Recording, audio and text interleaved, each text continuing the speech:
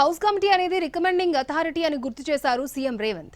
చర్యలు తీసుకోవాలని సభాపతికి రికమెండ్ చేయడం జరుగుతుందన్నారు.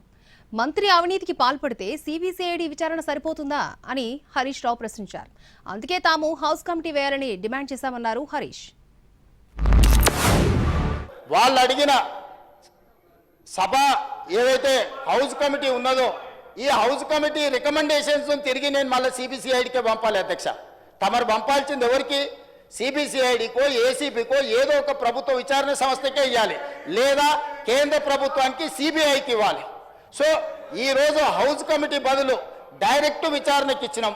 ఈరోజు నిజంగానే ఒకవేళ సిబిసిఐడి మా ఆధ్వర్యంలో ఉంది, ఇందులో న్యాయం జరుగుద్దా జరగదా అని వాళ్ళకి అనుమానం ఉంటే వాళ్ళని అడగమని. సిబిఐ కావాలా? సిబిఐ ఇంక్వైరీకి ఇస్తా నేను. మీరు అడగండి.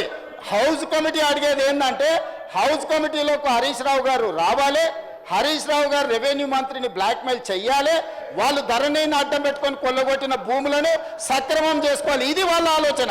స్పష్టంగా చెప్తున్నాం, ఇవాళ నిష్పాక్షికమైన విచారణ జరగాలంటే వెంటనే పొంగులేటి శ్రీనివాసరెడ్డి గారు రాజీనామా చెయ్యాలి, లేదంటే ఆయనను వెంటనే బర్తరఫ్ చేస్తేనే నిష్పాక్షికమైన విచారణ జరగడానికి అవకాశం ఉంటుంది.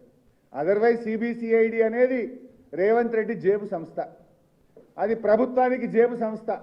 సిబిసిఐడి ఏదో విచారణ మంత్రి మీద జరుపుతుంది, నిజాలు బయటకు తీస్తుంది అనేటువంటిది అంత డొల్ల. చరిత్రలో ఎక్కడ కూడా అటువంటి ఉదంతం లేదు.